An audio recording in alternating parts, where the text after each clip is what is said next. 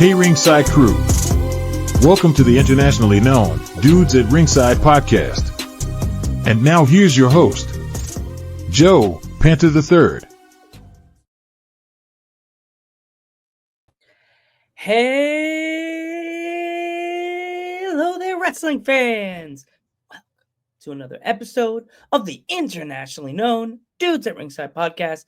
I am Joe Panther III, and we are in the middle of UK Wrestling Month. This is going well. I love this. August is my favorite month because I always get a chance to talk to all people. Normally, wrestlers fans, you wrestle fans. We know English. It's okay.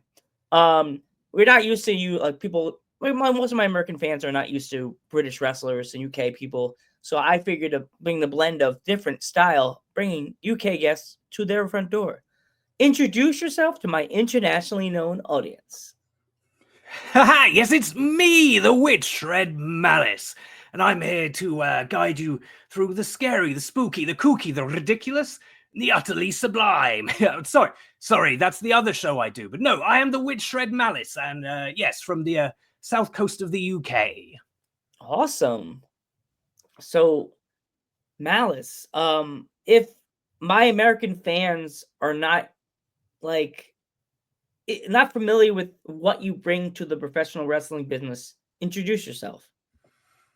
Well, I mean, obviously this beautiful face. I mean, that should go without saying. What do I bring? Well, probably energy. Lots of energy, because when I go out there, I'm so excited for you to see me. So that tends to, get the crowd up as well. And I'd like to think a return to traditional values. There's none of these suicide dives, no bizarre flippy moves where you're not even sure who's doing it to who when you're watching. I prefer a simpler style that's more direct and actually works. You see these people, they do like the sort of Will Ospreys of the world, if you like, who do about 5 fantastic looking moves in a row. But apparently they don't work because they have to do 5 of them. I'd rather just do 1 and save the energy. Yeah, I love watching the I jokingly call it the flippy doos and the flippy don'ts, because then the flippy don'ts doesn't end the match. You gotta hit him once like a brick. When did this wrestling journey start for you? Well, let's see. So, always been a fan of wrestling. When I was a very, very young, I was around my grandparents' house and they had a television on, and it must have been World of Sport, because there was Giant Haystacks was in the ring. And if you're not aware, he was in WCW briefly as Loch Ness at the sort of tail end of his career. But yes, giant dude, almost 7 foot. I think near 600 pounds or something. And then they had a normal sized man go in. And I just remember thinking as a child, like, this can't be legal. I assume it was like a catch weight contest, because there used to be a lot. British wrestling back then was all about the sort of weight classes. And then got older and saw the WWF, but didn't think it was something I'd be able to do. As far as I was aware, the British Bulldog was the last remaining British wrestler. And if you wanted to do it, you had to go to America. There was nowhere in the UK to do it. I lived in the countryside, though, so there was nothing around. So this turned out to be wrong. And eventually, a few years back, I was commuting, doing other jobs, and I was commuting to work, and I just saw this sign outside advertising a wrestling academy. And so I figured, try that. I was expecting them to say either, "Oh, witch, you're too old," or "You're not fit enough." But they did not say that, and it went very well, and it's continued to go well. And yes, here we are. Awesome. So, with the witch, your whole thing with the witch, did the outfit always look the way it has now, or did it have a different look on when you first started? No, this is just how I look, really. Yes, this has always been what it is. Okay. have you ever thought of tossing in different color witch hats? Is the black one always the witch hat you would use? Well, I did think maybe for summer, have some sort of like hot witch summer. Maybe incorporated sort of a tiki theme into it. But, some sort of bright shirt. Yes, like you say, could get different color hat, could get some sort of tropical makeup or something. Yeah. But Doing like a blue Hawaiian shirt with little witch hats on it, little pots, Exactly, yeah, brighten the place up a bit. Yeah.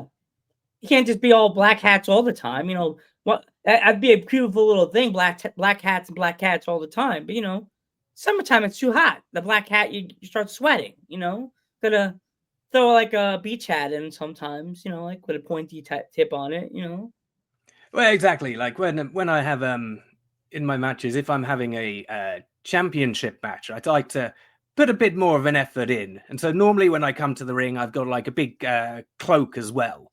So I ditched the cloak and I've got some rather fantastic big weird jackets to wear that are, just to brighten the place up a bit. Because you see most of the wrestlers and they're all very, very similar and boring. So the witch is there just to, give the crowd something decent to look at. Yeah. Is there any wrestlers that you've been watching on the scene that you want to put a spell on that you haven't worked with yet? Well, there's one guy actually. Ooh, think about it. No, I have worked with him. He'd need me in the head, but like to. There's a guy called Archie Cole, the Nightmare Kid, and he started quite young, and he's now just turned 18, and he's Pro Wrestling Noah in Japan. Came over to the UK and did a tryout, and for one single place, and he won it. And so he's currently in Japan training and appearing on their Monday Magic show. But I've trained with him for years, but never had a one-on-one match. I've just had a tag team match where he'd need me in the head. So I'd like to get back at him after he comes back from Japan with all his weird new knowledge, just so I can really, test myself against, see, he is apparently the chosen one. He's this, so he'd be a good one to get in the ring with. Okay. And obviously, I always want to hex Roderick the Rambunctious, who I think you had on your show before. I want to do that too. I kind of not a fond of him either. Rambunctious. Stupid poxy pirate. R this. Hex. Done. Drink this bottle of rum. And he would too. He's always drinking rum. I've tried complaining to the refs before that he's drunk, but they don't seem to care. He's even spat rum in my face during a match, and he doesn't get disqualified. I don't know why they like him. Just give him a bottle with a skull and crossbow and say it's some kind of potent rum from like the islands of Puerto Rico or something. And that's yeah. I might try that. Thank you. Yeah, stupid pirate. Watch, I'm gonna get a lawyer and be like, "Dear Joe Panther, we have reason to believe you're involved with this whole murder." Murder? It's like lightning bolts. Murder? Oh, I definitely pin it on you too. Yes. It'll be like this. Watch. It'll be like murder? Like that. You'll be describing me to the cops. He was wearing a red pair of glasses, black baseball cap, and a polo, and I'm just like,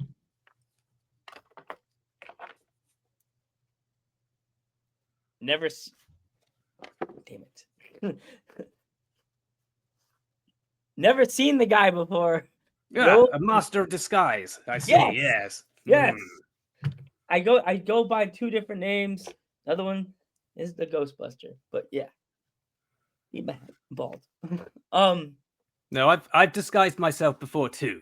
See, I take off the witch hat, like you say, and get a baseball cap, and it's coming quite handy for things like anytime titles and 24/7 titles, because you don't want them to see you coming, so you could pretend you're security or something, or a cameraman, and then pounce. I've always had that fear, because now I have a title that my dad got me for Christmas. Goldie, the Podcast International Wrestling Championship. I worked with a podcast from in the States called Holy Podcast.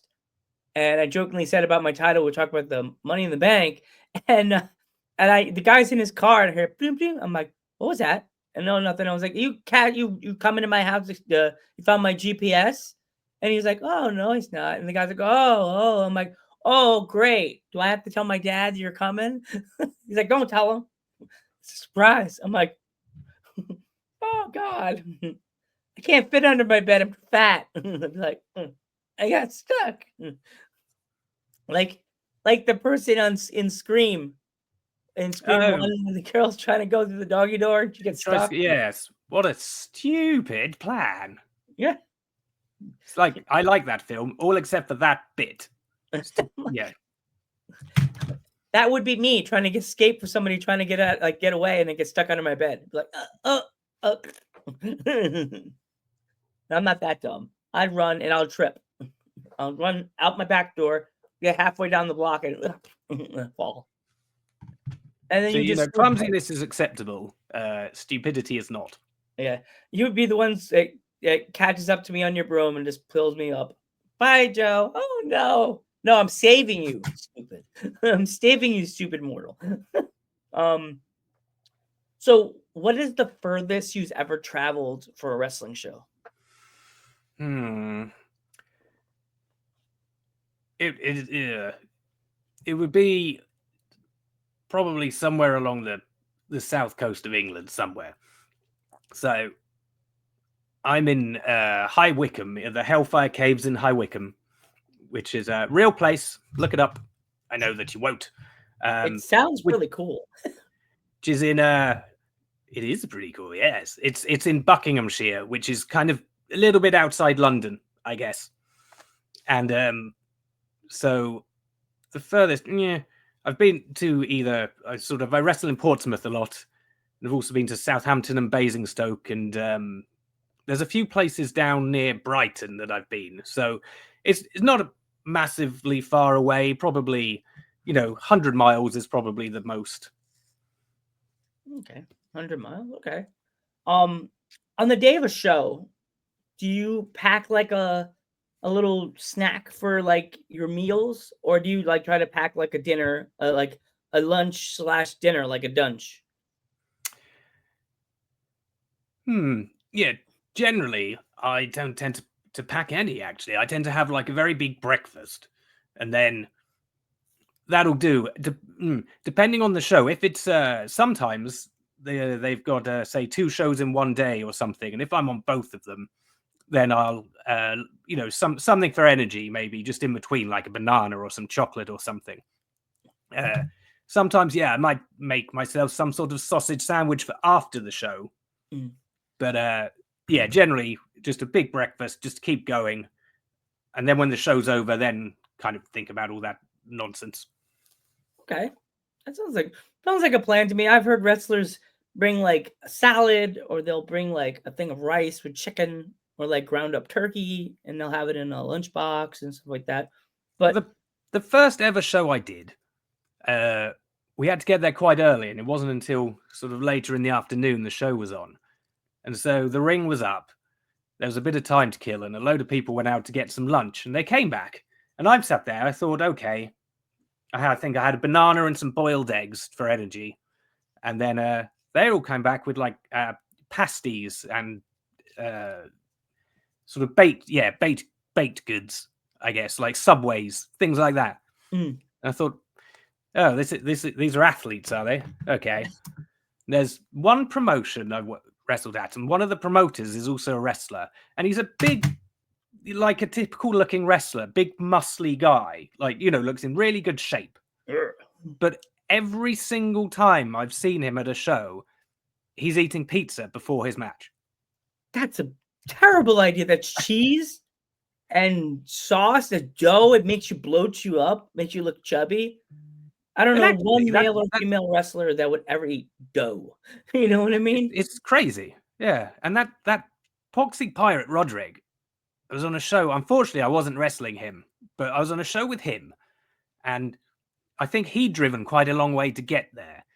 And so he hadn't had anything beforehand. And he sat there. I think he just stopped into a service station and just grabbed whatever he could. And he sat there eating a cheesecake. What? Yeah. Cheesecake? No coffee? No tea? No, just a cheesecake. I would have been so pissed. I would have said, dude, get this guy a coffee, stat. I would have been freaking out. It's all that, ugh. I love cheesecake, but it's like gooey, the milk stuff, and like sugar.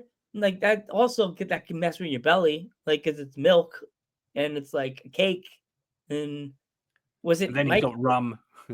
Yeah, he probably drank it with a bottle of rum. Like, yeah, drinking and wrestling. Thankfully, I wasn't his opponent that day. That could have been horrible. Oh, he could have had an accident on himself or in the face of the wrestler because milk and liquor. Okay, fans, milk and liquor don't mix.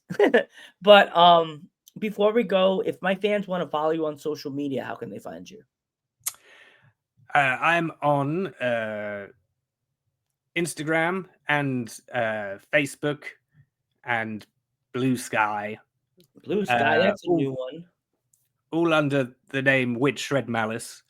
And I'm also on YouTube under that name, where there's sort of, I think, clips from matches. There's some of the promos, advertising shows, but there's also, I do a horror hosting show there called Watch with Malice. Ooh, where I introduce, old B movies and sort of interrupt them, talk about them. Occasionally, I'll insert myself into the film because, it makes everything better.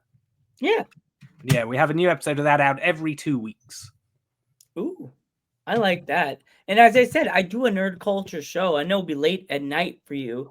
But would you ever want to join me on, if you let me know, if you ever want to join me on Ghost Head Nerd Talk, we're doing around Halloween. We could do a whole Halloween special about old school movies and stuff like that. The horror genre.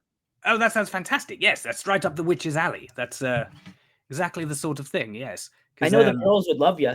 Rain and Val. They're both interesting ladies. One's from Texas. The other one's from out west near California. She's a Cali girl. I got it's over here. I think it's a little bit niche in the UK, but I got very into like horror hosts, like the history of them, and sort of study them. And I just find the whole thing very fascinating. We don't really have any of that over here, but I know in America, I think probably where it's so huge and every area has its own or had its own sort of local stations. There's just so many, and every area has its own favorites. It's just a whole the history of the actual hosts is sometimes a lot more interesting than the films they ever actually showed. Okay. I want to thank you so much for coming on the podcast, and it was just such an honor. Love the conversation. I'm so happy to have you on. Thank you so much. I'm Joe Panther III. I'm the Witch Shred Malice. And we will catch you in the next one. Ha ha ha!